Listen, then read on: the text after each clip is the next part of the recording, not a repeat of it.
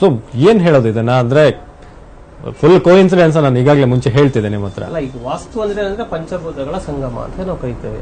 ಪಂಚಭೂತಗಳು ಯಾವುದು? ಅಗ್ನಿ, ಜಲ, ವಾಯು, ಆಕಾಶ, ಇವೆಲ್ಲವನ್ನ ನಾವು ರಚನೆ ಮಾಡಿಕೊಂಡು ಒಂದು ಮನೆಯನ್ನ ನಾವು ನಿರ್ಮಾಣ ಮಾಡ್ತೇವೆ.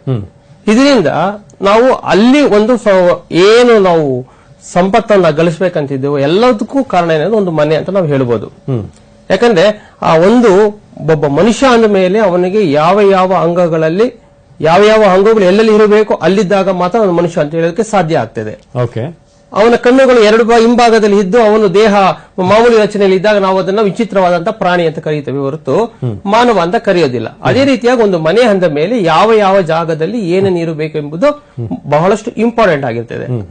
ಅದನ್ನ ನಾವು ವಾಸ್ತು ಅಂತ ನಾವು ಕರ್ಕೊಂಡ್ಬರ್ತೇವೆ. ಅದನ್ನ ಮಾಡಿದಂತವ್ರು ಯಾರು ಅಂತ ಒಂದು ಎಲ್ಲಿ ಇದಿರ್ಬೇಕು ಇದನ್ನ ಹೇಳ್ಬೇಕಾದ್ರೆ ಇದು ಜ್ಯೋತಿಷವಾದ ಇವರು ರವಿಕುಮಾರ್ ಹೇಳಿದ ಹಾಗೆ ಜ್ಯೋತಿಷವಾದ ಅಂಗವಾಗಿದ್ದು ಅದರಲ್ಲಿ 18 ಜನ ಪ್ರವರ್ತಕರಿದ್ದು ಆ 18 ಜನ ಪ್ರವರ್ತಕರು ಸಹ ಇದರ ಬಗ್ಗೆ ಮಾತಾಡಿದ್ದಾರೆ.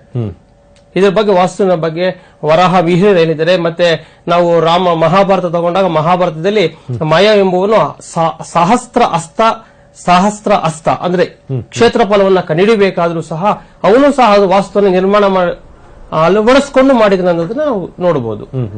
ಅಲ್ಲ, ನೀವೀಗ ಬಿಡಿಎ ಸೈಟ್ ಮನೆಗಳಿಗೆ ಹೋದ್ರಲ್ಲ, ಅಲ್ಲಿ ಹೇಳ್ತಿದ್ದಾರೆ ನಿಮ್ಮ ಗಮನಕ್ಕೆ ಯಾವ್ಯಾವ ಪ್ರಾಬ್ಲಮ್ಗಳನ್ನು ಹೇಳಿದ್ರು, ಯಾವ್ಯಾವ ಮನೆಯಲ್ಲಿ ಏನ್ ಅದು ಕರೆಕ್ಟ್ ಎಕ್ಸಾಕ್ಟ್ ತಾಳೆ ಆಯ್ತಾ ನಿಮ್ಗೆ? ಸರ್, ನಾನು ಕಂಡ ಹಾಗೆ 3 ಮನೆಗಳನ್ನ ನೋಡಿದೆ. 3 ಮನೆಯಲ್ಲಿ ಏನು ವಾಸ್ತು ಏನು ಹೇಳುತ್ತೆ, ಇಟ್ ಈಸ್ ಎ ಮ್ಯಾಥಮೆಟಿಕ್ಸ್. 2+2 = 4 ಅಂತ ಹೇಳುತ್ತೆ ಹೊರತು 2+2 = 5 ಅಂತ ಹೇಳಲ್ಲ. ಅದೇ ರೀತಿಯಾಗಿ ಅಲ್ಲಿ ಏನು ದೋಷ ಅಂತ ವಾಸ್ತುಶಾಸ್ತ್ರ ಏನ್ ಹೇಳುತ್ತೆ, ಆ ವಾಸ್ತುಶಾಸ್ತ್ರದಲ್ಲಿ ಯಾವ ದಿಕ್ಕಿನಲ್ಲಿ ಏನೇನು ತೊಂದರೆ ಇರುತ್ತೆ ಅಂತ ಹೇಳುತ್ತಿರುತ್ತೆ. ಅದನ್ನ ನಾವು ಹೇಳಿದಾಗ ಅಲ್ಲಿನ ಕುಟುಂಬದವರು ಸಹ ಅದನ್ನು ಒಪ್ಕೊಂಡಿರ್ತಾರೆ. ಅದು ಹೇಗೆ ಸಾಧ್ಯ ಒಪ್ಪೋದಕ್ಕೆ? ನಾವೇನು ಅವ್ರ ಮನೆಗೆ ಹೋಗಿ ಮೊದಲು ಕುಂತು ನೋಡಿದ್ವಾ? ಏನಿಲ್ವಲ್ಲ. ನಾವು ಹೇಳಿದ ಹಾಗೆ ಅಲ್ಲಿ ಅವರು ಒಪ್ಕೊಂಡ್ರು ಅದನ್ನ. ಅಂದ್ರೆ ನೀವು ನೋಡಿ ಹೇಳಿದ್ರಿ ಇತರ ಪ್ರಾಬ್ಲಮ್ ಇದೆಯಲ್ಲ? ಹೌದು, ಖಂಡಿತ.